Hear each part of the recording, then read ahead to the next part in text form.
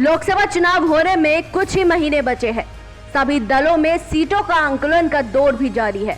विपक्षी दल के नेता आपस में गठबंधन को लेकर भी सक्रिय है।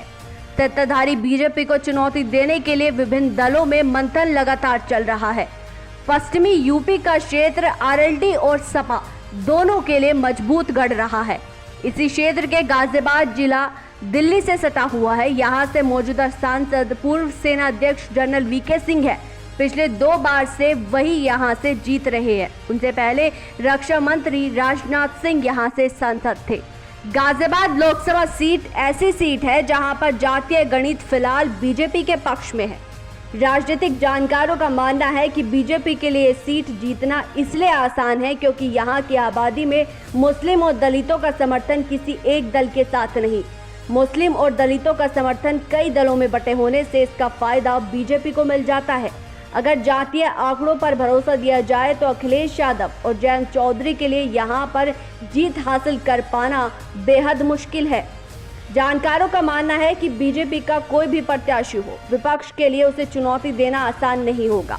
विपक्ष बीजेपी के लिए चुनौती उस स्थिति में जरूर बन सकता है जब वो एक ऐसा साझा प्रत्याशी लाए जिसके खिलाफ बीजेपी को छोड़कर अन्य कोई दल अपना प्रत्याशी न उतारे, यानी कि एक तरफ बीजेपी हो और दूसरी तरफ संयुक्त विपक्ष। तब बीजेपी को थोड़ी चिंता जरूर बढ़ सकती है। जातीय संख्या के लिहाज से गाजियाबाद में ब्राह्मणों की जो आबादी है वो 6 लाख है, जबकि मुस्लिमों की 5,50,000, दलित 5 लाख, क्षेत्रियों की संख्या की अगर बात करें तो 2,50,000, वैश्य 2,50,000 और जाट 2 लाख है। इसके अलावा कुछ अन्य जाति भी है जो चुनाव की तरह जातियों के समर्थन में काफी विभाजन है। इससे बीजेपी खुद की जीत को लेकर आश्वस्त है।